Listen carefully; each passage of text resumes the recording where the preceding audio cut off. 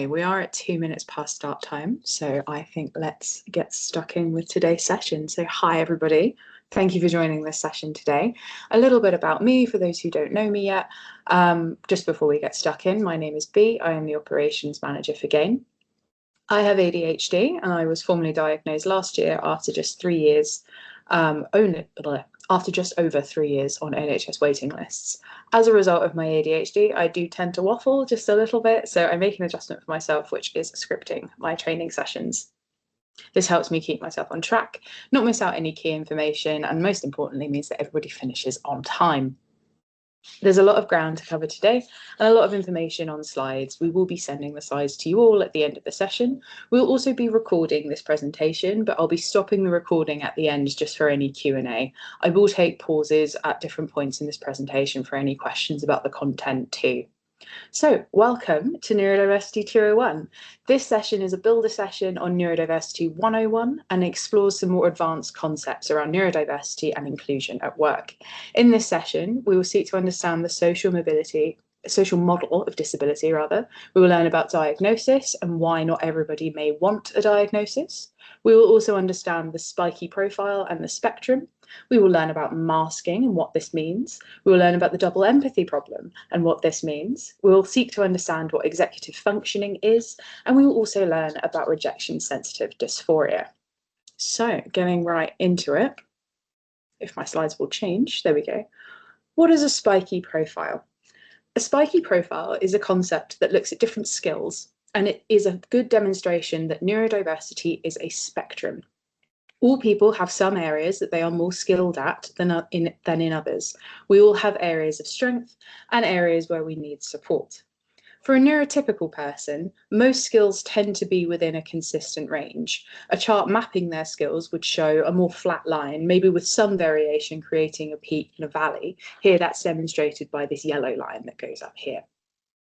For neurodivergent individuals, skill levels and support needs may vary more significantly, even in interconnected skills. If charted on a graph, the resulting line is spiky, as seen by the blue lines you can see on this chart here.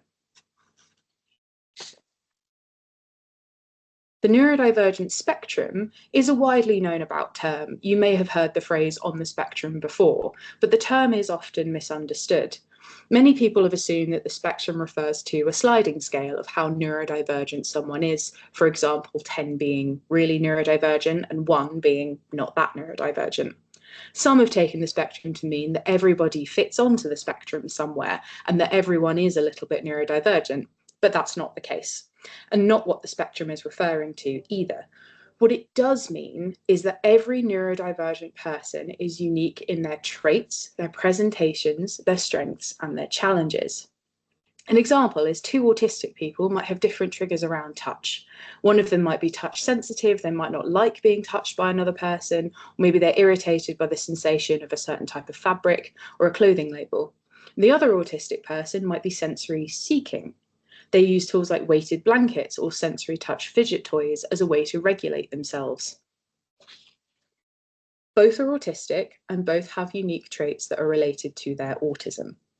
The spiky profile and the spectrum are 2 interconnected concepts. They both demonstrate that each neurodivergent person is an individual, and while there may be commonality in the traits of certain neurotypes, no 2 neurodivergent people will be exactly the same. They will have varying presentations, different strengths, different challenges, and different support needs. To help better our understanding of neurodiversity, it's really important to address diagnosis and educate ourselves on the reasons why people may seek diagnosis and why they might not. The benefits of being diagnosed are getting clarity on needs. Often when you're formally diagnosed, you receive comprehensive support packs from the professionals that you've spoken with. Many neurotypes also might have overlapping traits, and sometimes similar looking traits have different causes and can be assessed and adjusted for via different methods by a medical professional. You can also gain confidence in advocating for yourself once you get diagnosed. Official documentation can dispel any self-doubt, and you can feel like people will take you more seriously when you have an official diagnosis. Of course, diagnosis should not be a requirement for support, but in practice, many workplaces need neurodivergent people to provide official documentation about their diagnosis so that they can access adjustments and that support. Some services and support, like medication for ADHD, access to education, health and care plans, also known as EHCPs, and other resources do require diagnosis, or they become easier to access when you have formal documentation. And finally, not everyone feels like their questions are resolved through self-diagnosis. Some people can only move forward once they are formally diagnosed.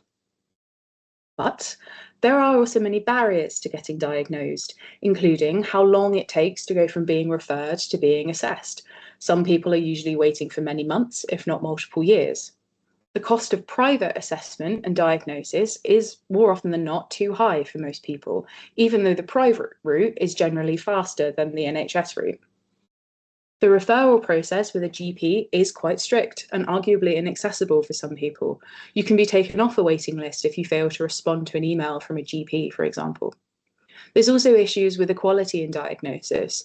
Although recent research has improved matters, many doctors still adhere to outdated stereotypes that can make diagnosis especially inaccessible based on race, gender, ethnicity, age, and class.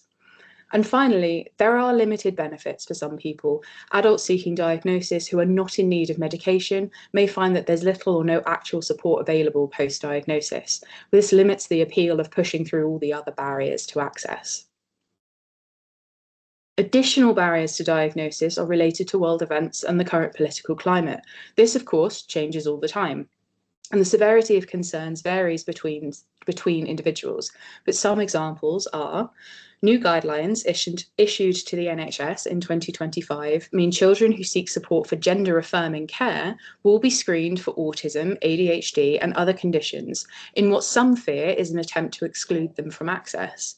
While these guidelines at the moment only affect one group, it's worth thinking about the further implications about decisions on neurodivergent individuals' capacity to understand and consent to accessing other health services. If taken to the extreme, this kind of approach could contribute to medical ableism and denial of neurodivergent people's agency about their own healthcare. There's also some rumours that in 2025 that spread that the US Department of Health and Human Services plan to launch a registry of autistic Americans. During the height of COVID in 2020, it was alleged that disabled people and people with developmental disabilities were unlawfully issued do not resuscitate orders, also known as DNRs. And also emigrating to some countries when you have a disability can make visa applications more difficult. New Zealand's immigration laws, for example, are very strict in areas like health and disability. They have a medical waiver process, which may mean that a formally diagnosed neurodivergent person can immigrate, but authorities may deny someone wishing to immigrate if their healthcare costs are estimated to be more than 81,000 New Zealand dollars throughout their time in the country.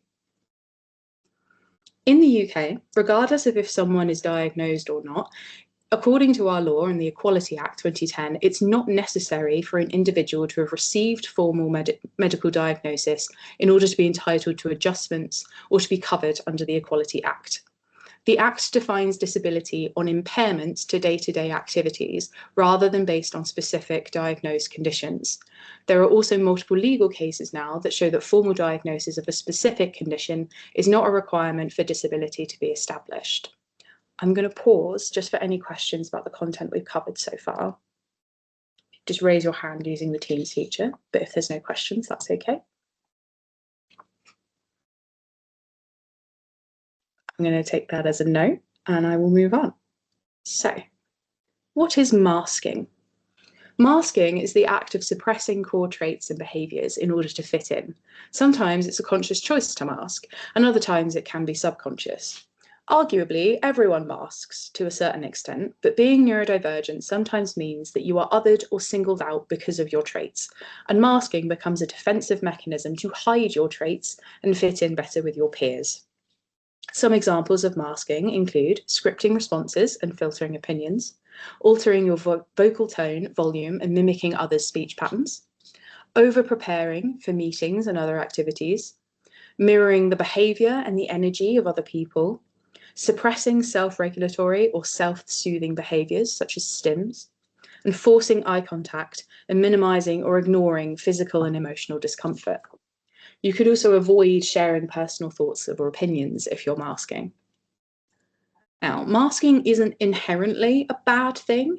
There are certain environments where we all, neurodivergent or not, will mask or put up fronts in order to fit in or appear a certain way. A great example is when you're being interviewed for a new job. However, masking can be very physically and mentally exhausting. Often it involves being hypervigilant when it comes to noticing and managing your own stance, speech, mannerisms, and your movements. You're also hyper aware of how others are reacting to you. There's only a finite amount of energy that someone can put into masking. And if people are doing it all the time, that energy will start to run out. And it can lead to meltdowns and shutdowns, neurodivergent burnout, mental health challenges, feeling socially isolated or disconnected. And this is more of an extreme consequence, but it does happen. The more you mask, the less likely you are to advocate for yourself. And that can mean that you're vulnerable to abuse, either through workplace bullying or in interpersonal relationships.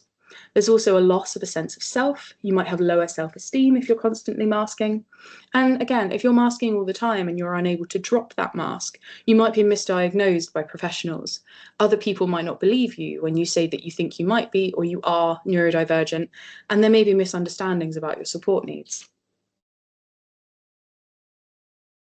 GAIN asked our individual members in our yearly survey about the impact that masking has on them at work. On the screen is a few quotes from respondents, and on the right is a graph mapping the data on if respondents agree or disagree with certain statements. We can see that many neurodivergent respondents strongly agree that they feel more exhausted when they mask for long periods of time. Many strongly agree that their mental health is worse when they mask for long periods, and their ability to focus and their productivity is decreased when they put their energy into masking. A majority of the respondents to this survey feel that masking is necessary for them to grow or maintain a good reputation. They feel more respected and liked by their peers when they mask, and they feel more secure at work when they do mask.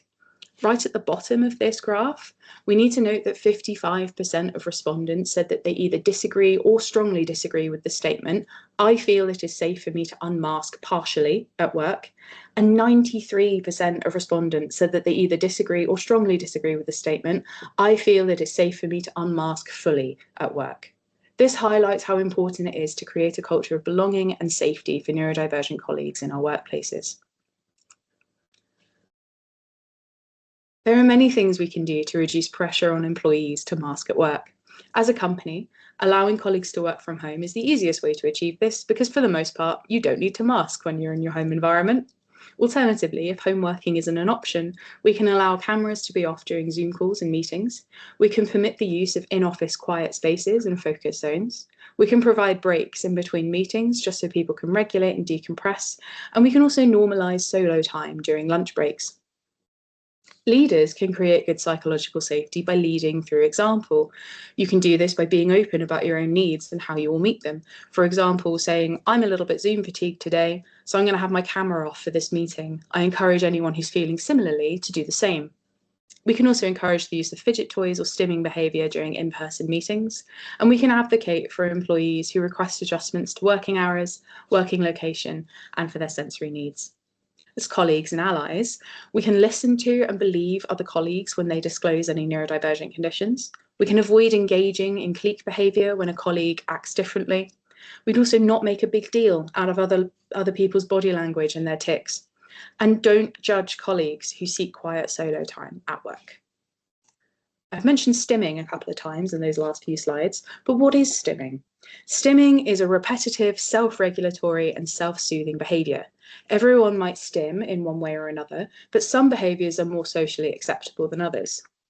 Things like tapping your fingers, tapping your feet, rubbing the side of your arm with your hand when you're nervous, absent-mindedly whistling or humming. These are all a type of stim. They help reduce emotional distress or express emotions. Stimming or fidget toys are an increasingly popular tool and come in a variety of types. Neurodivergent stims can include echolalia, which is repeating words, phrases, and sounds. There's also rocking the body or flapping your hands when you're excited. It can also include harmful self-inflicted actions too, like picking at your skin or plucking your hair. Okay, so we'll move on to start talking about different models. When we talk about a model, in the context of neurodiversity, we're talking about the different frameworks in which our culture view neurodivergence in different ways. So the medical model defines disability as directly stemming from an individual's impairments. It sees disability as solely part of the body of a disabled individual. For neurodivergence, this is going to be seen as an impairment mostly to do with the brain. Medical models focus on compensating for an impairment through medical intervention and individual services. Treatment is aimed at fixing the impairment and changing what is seen as wrong with the individual. On the other hand, the social model acknowledges that individuals' impairments do exist, but it doesn't define disability based solely on that impairment. It sees disability resulting from societal access barriers that can be addressed and changed. This model focuses on increasing access and addressing the social and structured norms which create or exacerbate barriers, and it advocates for broader changes that benefit a wide variety of people. When we use the medical model solely to view neurodivergence, we start to assume that there is something intrinsically wrong with neurodivergent individuals and the way they view the world because of their neurotypes and their experiences. A study asked autistic and non-autistic individuals to address a scenario. They were asked if they would accept a morally bad cause for personal gain. Participants were asked in two different settings, one in private and one in public.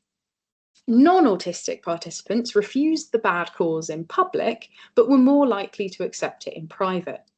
Autistic participants, on the other hand, were pretty consistent. They refused the bad cause both in public and in private. The study then concluded that autistic people were inflexible when following a moral rule, that they over-evaluate the moral costs and suffer an undue concern about these moral costs. The study then assumed that whatever the non-autistic participants did was normal, thus arguably putting quite a positive response from the autistic group down as a deficit. Autistic people were then deemed to be too moral. When you treat disability as a series of problems to be corrected, you run the risk of pathologizing, I can never say that word right, pathologizing, I think, neutral or positive differences. Now, the medical model is not ideal, but there are strategies that a neurodivergent person can undertake that do fall within that medical model and that way of thinking. Some neurodivergent people will find these strategies helpful, but not everyone will. It's also important to bring up that the medical model automatically puts the onus of fixing the problem onto the individual, whereas the social model addresses that there are many structures and rules in our society that exclude neurodivergent people. As neurodivergent people at work, we all likely use strategies that fall under the medical model. However, to enable us to work better, it's so important for our workplaces to adapt how they operate too. Social model strategies like normalizing following up instructions in writing, allowing employees to ask clarifying questions and offering demonstrative examples. I'm tripping over my words today, I'm so sorry. We can also permit remote and flexible working. We can invest in assistive tech. We can also start recording virtual meetings and utilizing AI to create minutes. And we can also allow employees to type notes instead of handwriting them. All of these, and even more that aren't even listed on this slide, allow everyone, neurotypical or neurodivergent, to try out strategies that work for them. The old deficits model taught that neurodivergent minds are deficient in specific skills and that they need to be corrected. Autistic individuals in particular were assumed to have a worse theory of mind than non-autistic individuals. The belief was that autistic people lack empathy and that they struggle to understand the minds of others. There was a belief that the social and communication challenges that autistic people face were caused by deficits in autistic behaviour, understanding and ability. Instead of theorizing that autistic people lack empathy or are deficient in any way, what we call the double empathy problem, or the double empathy theory, is the theory that when an autistic person and a non-autistic person interact with one another, they struggle to relate to and have empathy for each other because of differing challenges, experiences, and views of the world. It's not a lack of empathy on either side, it's just a misunderstanding of each other. The double empathy problem focuses specifically on autistic and non-autistic people interacting. So that non-autistic person could be a neurotypical person, or it could be someone with a different neurotype to autism. But the concept does also apply to other neurotypes in different ways. It can also be applied to people of differing cultures coming together and interacting too. In truth, we can all do more to communicate more clearly and effectively, and we can give grace to different communication differences. When it comes to neurodiversity, it's important to understand how the concept of double empathy can affect how colleagues interact with one another. It's also important to consider how the double empathy problem can affect recruitment processes too. To address the double empathy problem in our own work lives, we need to be approaching situations with more curiosity and understanding. Being neurodivergent might mean that someone behaves and approaches situations in ways that we don't expect.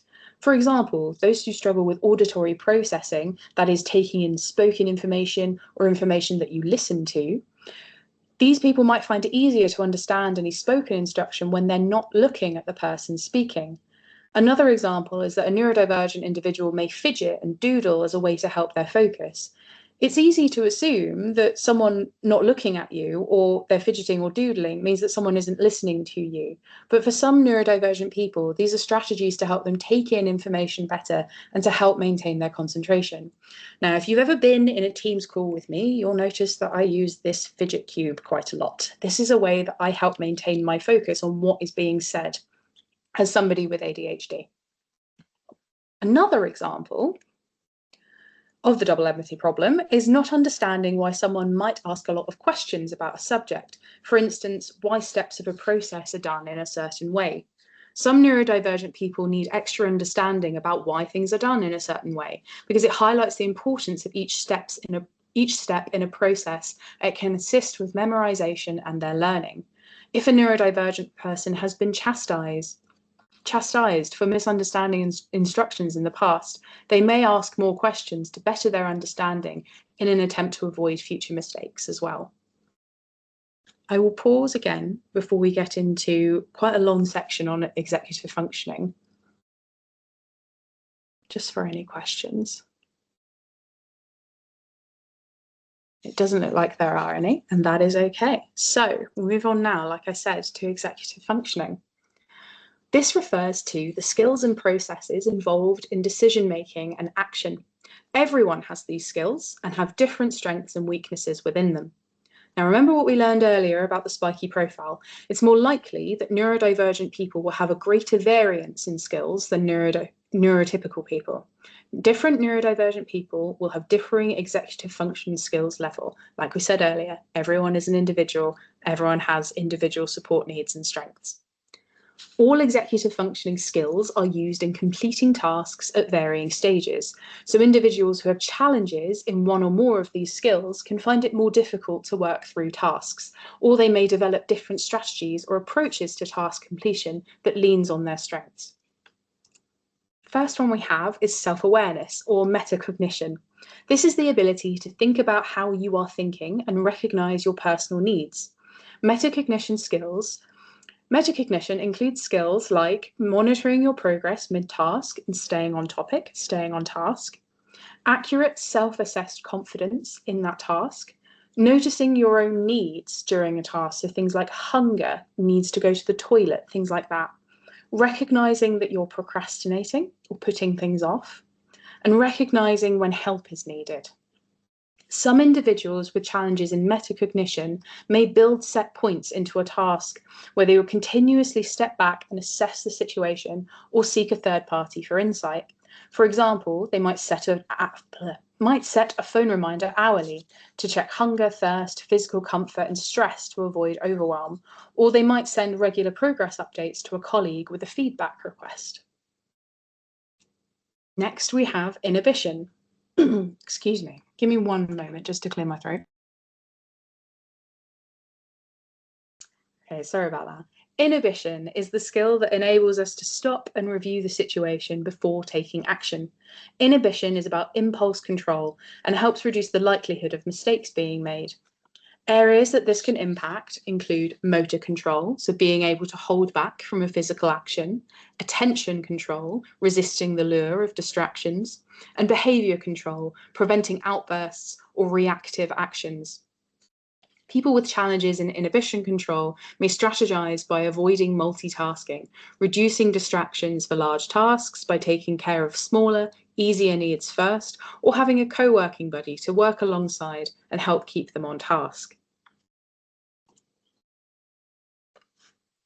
I don't know why my slides are so temperamental today. Next, we have non-verbal working memory. The mind processes speech separately to other kinds of information. Because of this, verbal memory and non-verbal memory are separate skills. Non-verbal memory is involved in things like recalling the route to a location, recalling where an item was stored away, tracking the passage of time, and maintaining mental awareness of deadlines. People who have challenges related to non-verbal memory may use tools such as wall calendars. They may break tasks into smaller steps to help track them better. Some people may associate tasks together, such as always checking their inbox after lunch. Or they leave items in unavoidable places, like putting your keys in front of the door, so you have to pick them up before you leave the house. Next is verbal working memory. Verbal working memory is involved in any tasks that utilize language skills. People use their verbal working memory to do things such as recall and carry out a list of spoken instructions, such as directions to a different location. They can also do mathematical sums and equations in their head using this skill. And you can also remember a sentence while you're writing it down. People who struggle with verbal working memory are likely to favour having information written down and broken into more manageable chunks. They may have to ask verbal instructions or agreements to be reiterated in writing. They might ask for checklists, use paper to work out sums. They may benefit from using tools that automatically take notes or record verbal information. Next up, we have motivational regulation.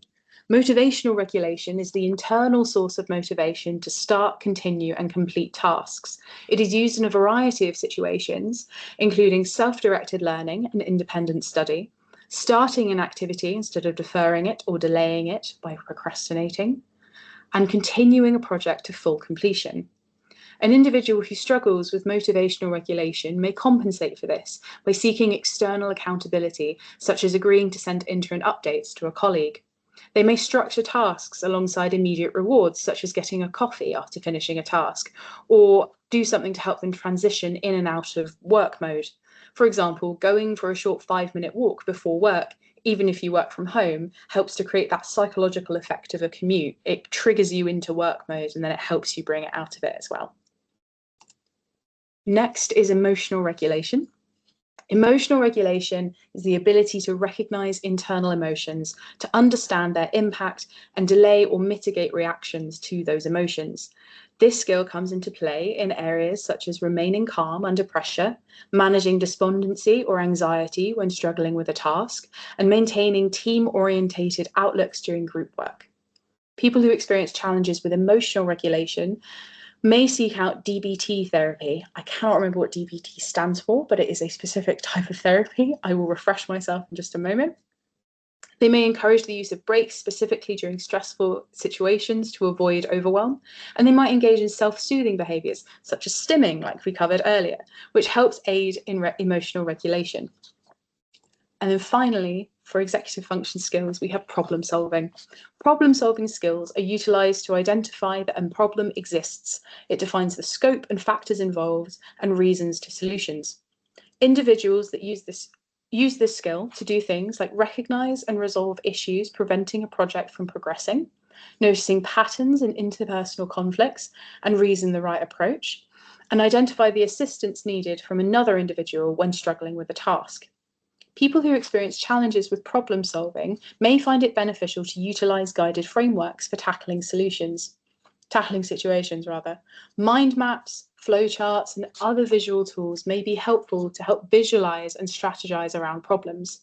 For some, starting from the desired result and working backwards in if-then exploration can also help. I'll pause again because that was quite an information-dense segment. So if anyone has any questions. And again, it's okay if we don't. And I'll take that as a no, so we can move on. So next up, we're going to talk about rejection sensitivity. So rejection sensitivity is when an individual becomes emotionally dysregulated around feelings of criticism and/or disapproval. This can happen whether the rejection, criticism, or disapproval is anticipated, if it's perceived, or if it's actually happened. We are all likely at some point in our lives to become emotionally dysregulated around rejection. RSD, or rejection sensitive dysphoria, happens when an individual's sensitivity includes severe emotional pain. While we all may become emotionally dysregulated around rejection at some point in our lives, experiencing dysphoria is not something that everyone is going to go through. RSD is not an officially recognised condition or a diagnosis, but it is a condition that experts have linked with ADHD and other mood disorders. Aspects of rejection sensitivity include feeling severe anxiety, sadness, or other reactions like anger when anticipating a negative reaction from someone else. It also includes interpreting neutral or vague reactions from others as explicitly negative and personal.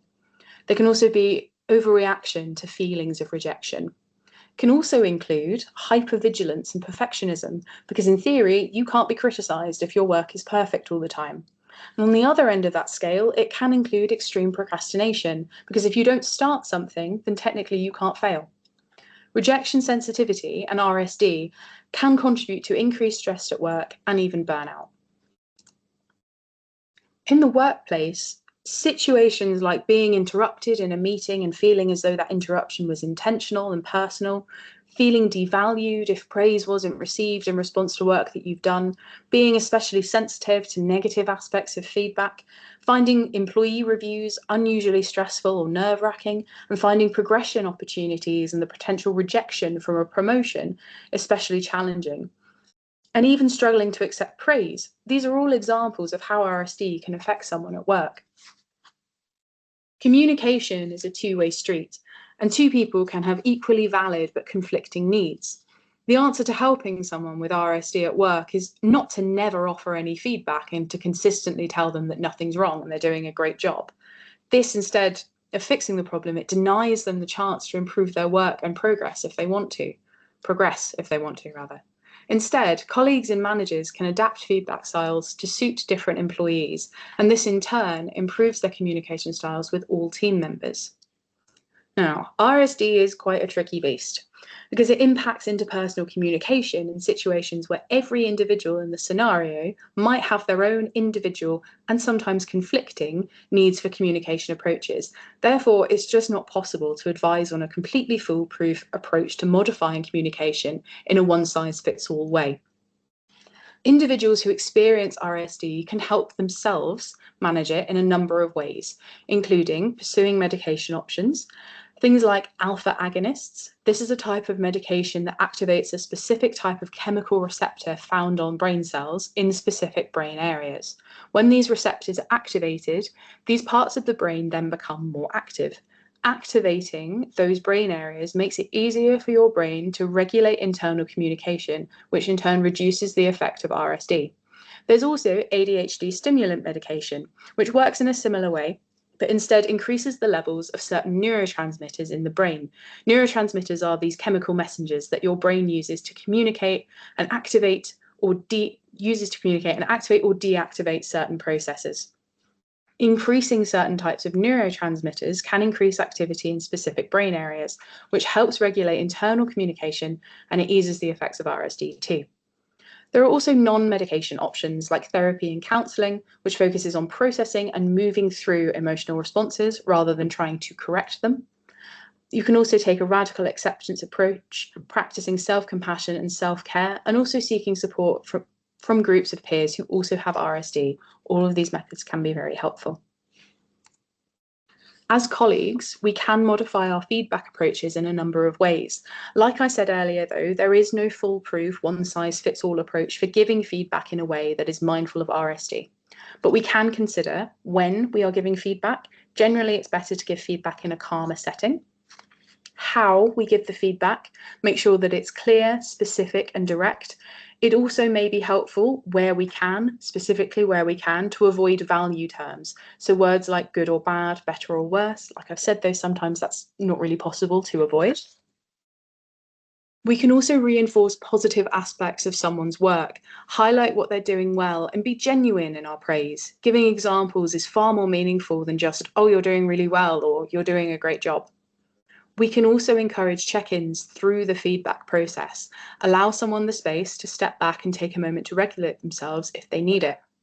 Try to avoid solutionizing. Don't immediately try to litigate any misunderstandings, but focus on support in the moment. You can always give clarity on what you meant later on when someone's had a chance to regulate themselves. And finally, don't tell someone that their feelings are incorrect. We might not understand someone else's feelings, but that doesn't mean that their feelings aren't real and that someone isn't affected. Always listen and acknowledge someone else's feeling. And we can always revisit an issue later on when, like I said, when someone's had the time and the space to regulate and reflect. We're coming to the end now, and there's been a lot of information presented today. But the key takeaway that I want everyone, at the very least, just to come away with today is that everyone has a unique mind with unique strengths and unique support needs. We learned today that people of all backgrounds and neurotypes can experience challenges around masking and workplace psychological safety, around effective communication with colleagues, around initiating, focusing on and completing tasks, and also workplace accessibility as a whole.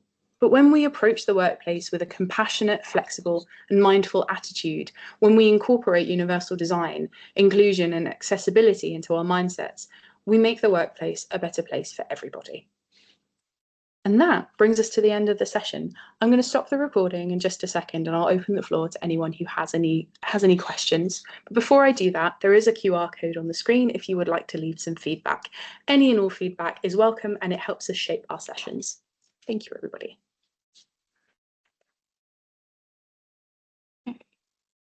Just stop sharing. And then just give me one moment to stop the recording.